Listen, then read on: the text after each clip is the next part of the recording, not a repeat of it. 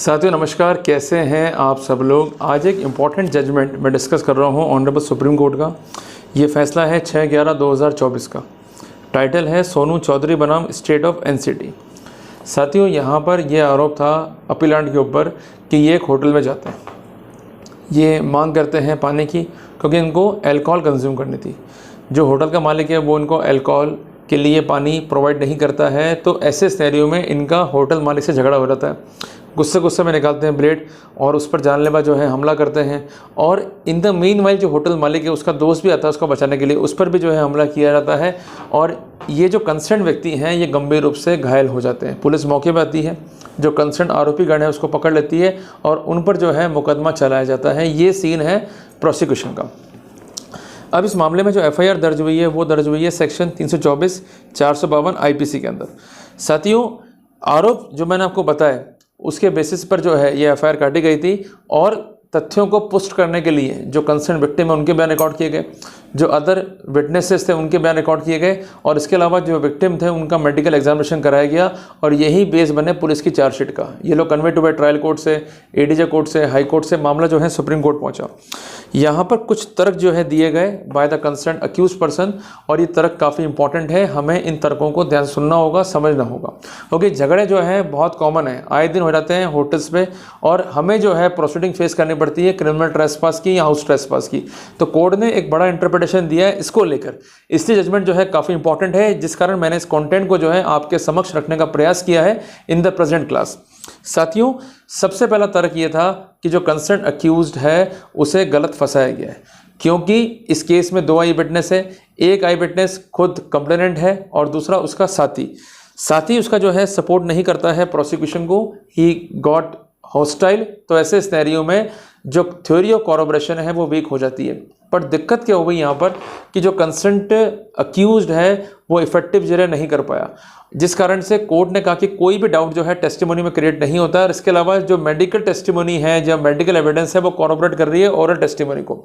तो ऐसे सिनेरियो में अपराध जो है प्रमाणित माना 3 to 4 आईपीसी का। ठीक है जी। पर दूसरा जो स्टैंड था कंसर्न अक्यूज्ड का कि किसी भी रूप में 452 आईपीसी का अपराध नहीं बनता, उसके पीछे उनकी थ्योरी ये थी कि ट्रेसपास के लिए जो एलिमेंट कानून में है वो सेटिस्फाई नहीं हो रहे। यहाँ कोर्ट का ध्यान गया और कोर्ट ने कहा यह बात तो बिल्कुल ठीक है। अगर हम देखें 452 आईपीसी को तो ये बात करता है हाउस ट्रेसपास की। ये कहता है कि यदि आप हाउस ट्रेसपास कर रहे हैं with intent to commit the offence of hurt, assault और रॉन्गफुल रिस्ट्रेंट और इसके लिए आपने प्रिपरेशन करी है, then you would be guilty of house trespass in the aggravated format, जो कि है 452 आईपीसी में। साथियों बात करें हम 442 आईपीसी की तो ये बात करता है हाउस ट्रेसपास की और ये कहता है कि जो कोई भी क्रिमिनल ट्रेसपास करेगा बाय एंटरिंग और remaining in a building, tent और vessel used as human dwelling, तो वहाँ पर वो गिल्टी होगा हाउस ट्रेसपास का। क्रिमिनल ट्रेसपास क्या है कि एंटर करना किसी ऐसी प्रॉपर्टी में जो कि किसी व्यक्ति के पोजीशन में है, इस इंटेंशन के साथ कि वहाँ पर ऑफेंस कमिट किया जाएगा या क्रिमिनल इंटिमिडेशन किया जाएगा या इंसल्ट उसे किया जाएगा या उसे कोई अनाउंस जो है कॉज किया जाएगा, या किसी प्रॉपर्टी में लॉफुली एंटर करना, वहाँ पर रिमेन रहना to commit the offence of criminal intimidation, insult और अनॉयंस, तो वहाँ पर जो कंसर्न व्यक्ति है वो जिम्मेदार होगा हाउस ट्रेसपास के लिए। साथियों मैं आपको एक बात स्पष्ट करना चाहता हूँ कि हमारे कानून में 3 चीज़ें, एक तो है क्रिमिनल ट्रेसपास, ये बेसिक ऑफेंस है, उसके ऊपर है हाउस ट्रेसपास और उसके ऊपर उसका है एग्रावेटेड फॉर्म की जहाँ पर आप हाउस ट्रेसपास कर रहे हैं with intent to commit the offence after doing the preparation, कि प्रिपरेशन किया और इंटेंटली जो है आपने एंटर किया कि आप वो ऑफेंस जो है कमिट कर सकें।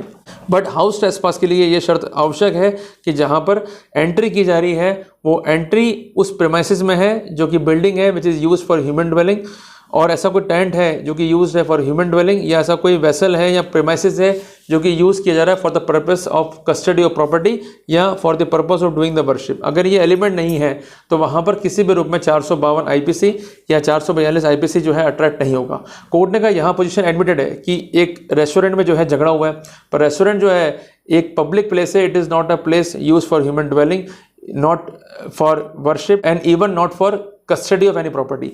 जब बेसिक एलिमेंट इंग्रेडिएंट ही नहीं है तो ऐसे सिनेरियो में 452 आईपीसी का अपराध नहीं बनेगा। अगर साथियों जरा सोचिए कि यहाँ पर अपराध बनता 452 आईपीसी का तो बहुत कठोर वहाँ पर कारावास है, तो उस कारावास से एक थ्योरी ने जो है आरोपी गण को बचा लिया। दूसरी बात ये थी कि जहाँ तक बात थी 324 आईपीसी की, तो कोर्ट ने जितना सजा आपने भुगत लिया है उस पर जो है आपको सेट करते हैं लिबर्टी, अगर आप किसी अन्य मुकदमे में वांछित नहीं है तो, और जो भी फाइन आप पर इम्पोज्ड है वो आपको जो है पे करना होगा। तो साथियों ये फैसला जो है हमें सिखाता है 5 महत्वपूर्ण बातें।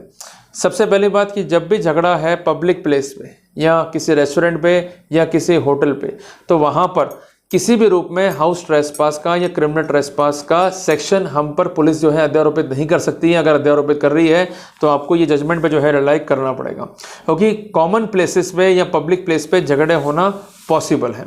दूसरी बात ये है कि जो भी प्रेमाइसिस है रेस्टोरेंट की, it never come with the purview of any building use for human dwelling, use for custody of property और use for any purpose that comes with the purview of religious practice और worship. तो अगर ये element नहीं है तो उसे किसी भी रूप में जो है कंसीडर नहीं किया जाएगा 452 आईपीसी के अपराध के कॉन्टेक्स्ट में।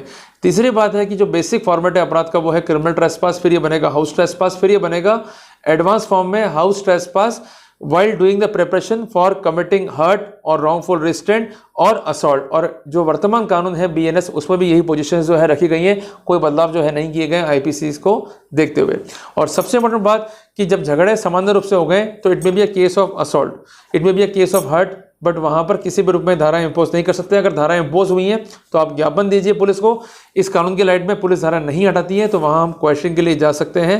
There is no need to worry. Even आप एंटिसिपेटरी बेल मूव कर रहे हैं, रेगुलर बेल मूव कर रहे हैं और सरकार जो अगर अपोज कर रही है तो वहाँ हम इस कानून की लाइट में जो है अपना बेल आर्गूमेंट जो है रख सकते हैं। तो चीज़ छोटी है पर समझनी होगी और कानून ने जो है हमें आगे वर्कआउट करना होगा। क्लियर है? तो जो लॉ है उसका बाइंडिंग फोर्स है। प्रॉब्लम ये कि हमको लगता है भाई कोर्ट मानेगी नहीं, कोर्ट समझेगी नहीं, कोर्ट के सामने हम लॉ रखेंगे तो बेकार बातें, पर अगर नहीं रखोगे तो वैसे हर हो, तो ऑप्शन कुछ भी नहीं है, प्रोसेस जो है वही फॉलो करना होगा। तो ये प्रोसेस है हमारे सामने।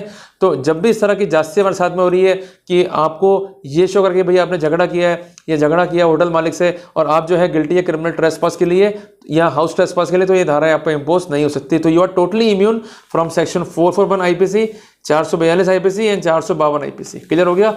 इन कॉन्टेक्स्ट कि जहां पर आपका झगड़ा जो है किसी रेस्टोरेंट या किसी होटल प्रीमाइसिस के अंदर है। क्लियर है? तो साथियों जल्दी मिलते हैं एक नए टॉपिक के साथ। टिल देन जय हिंद, जय भारत।